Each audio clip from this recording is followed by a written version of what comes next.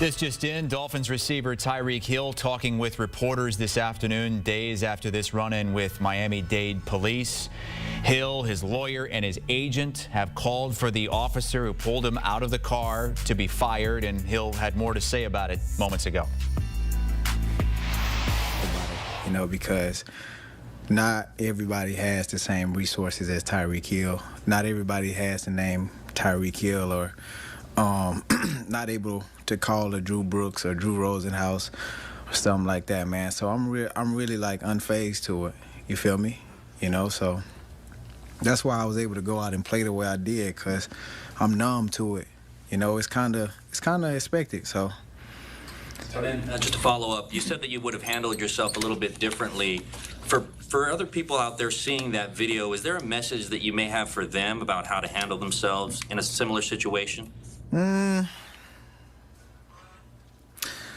don't have a message for them yet, but I'm sure I will. So ask me that question again next week sometime. So I'm pretty sure I will, because right now I'm in the process of, you know, putting together a good plan, so that way I can work with those guys.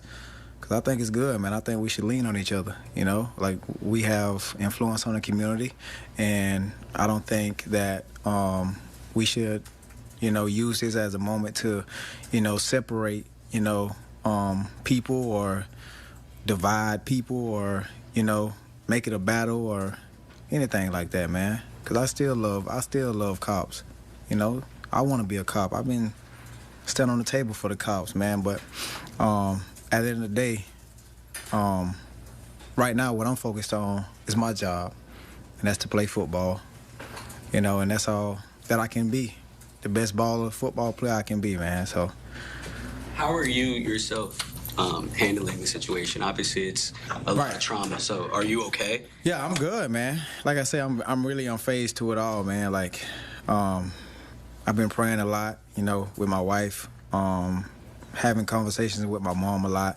talking to my kids a lot, you know, because at the end of the day, like, those are the most important people in my life. Those are the people that, you know, that are in my circle, like, and I could care less about whatever somebody else has to say about me or the situation or whatever goes on, you know. So I think the biggest thing for me is just, you know, making sure that I'm all right, and my family has been doing a great job with that, you know, because they ask me literally every 5 seconds, are you all right? Are you all right? Are you all right? I'm like, I'm good.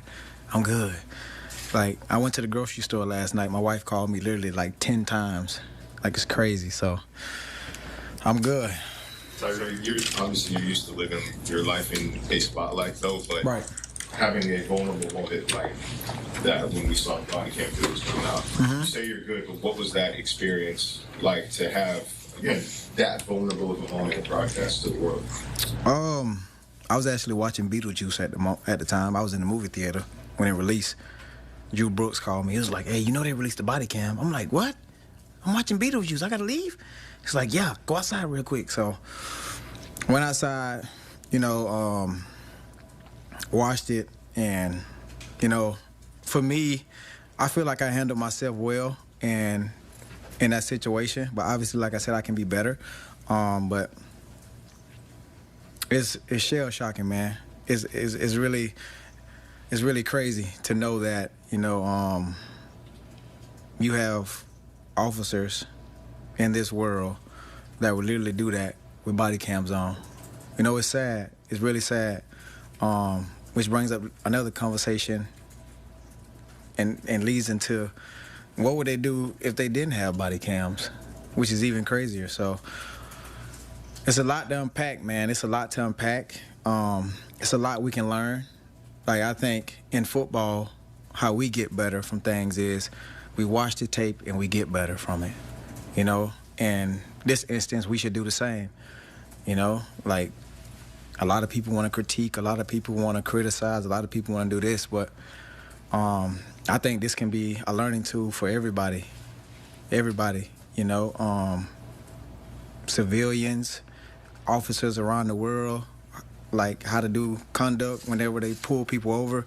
Like, we all can learn, man. You know, we in this thing together. We live in this thing, like, we on earth together. So The only way we get better is, you know, we hold ourselves accountable, and we get better from it. That's how I get better in football, you know. So. Has it been tough this week to kind of separate the incident and what you have ahead of you on Thursday night? Not for real. Because like I said, I'm not going to mix the two. I'm not going to knee. I'm not going to ask to defund. I'm not going to protest. I'm not going to do any of that to being inside of this football, you know, because this is my therapy. Like, football is my therapy. This is how I get away from, like, a lot of stuff. Like, this is how I, you know, separate myself from past traumas in my life, man. So, I'm not going to mix the two. Tyreek, just in the video, you said that you had knee surgery. Mike McDaniel said you had a minor.